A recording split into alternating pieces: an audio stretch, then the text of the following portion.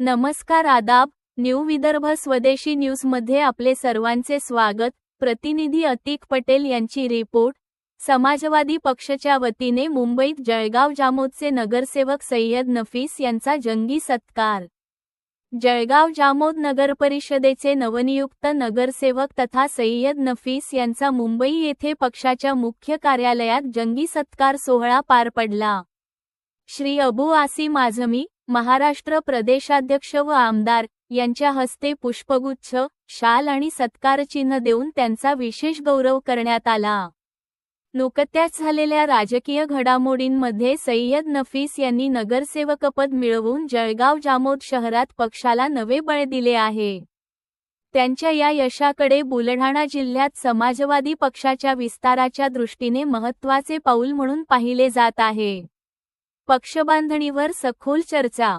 सत्कार सोहळ्यानंतर झालेल्या बैठकीत आगामी निवडणुकांच्या पार्श्वभूमीवर बुलढाणा जिल्ह्यातील संघटनात्मक बांधणी, बूथस्तरावरील कार्यकर्त्यांचे जाळे मजबूत करणे आणि सर्वसामान्यांच्या प्रश्नांवर आक्रमक भूमिका घेण्याबाबत सविस्तर चर्चा झाली। आमदार अबू आसिम आझमी यांनी आपल्या मार्गदर्शनवर भाषणात म्हटले की बुलढाणा जिल्ह्यात समाजवादी पक्षाची पाळेमुळे अधिक घट्ट करण्याची हीच योग्य वेळ आहे। लोकांच्या मूलभूत प्रश्नांवर काम करून नगरसेवक आणि पदाधिकाऱ्यांनी पक्षाचा विस्तार मोठ्या प्रमाणावर करावा। त्यांनी सय्यद नफीस यांच्या कार्यपद्धतीचे कौतुक करत युवकांमध्ये नेतृत्व विकसित करण्याचे आवाहन केले। वरिष्ठ नेत्यांची उपस्थिती। या सोहळ्याला महाराष्ट्र प्रदेशातील अनेक वरिष्ठ पदाधिकारी उपस्थित होते। यामध्ये महाराष्ट्र प्रदेश महासचिव परवेज सिद्दीकी, महाराष्ट्र प्रदेश सचिव लियाकत खान, गुंडू भाई यांच्यासह मुंबई व बुलढाणा जिल्ह्यातील कार्यकर्त्यांची लक्षणीय उपस्थिती होती। सभागृहात उत्साहपूर्ण वातावरण पाहायला मिळाले।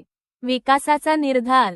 सत्काराला उत्तर देताना सय्यद नफीस यांनी जळगाव जामोद शहराच्या सर्वांगीण विकासासाठी कटिबद्ध असल्याचे स्पष्ट केले।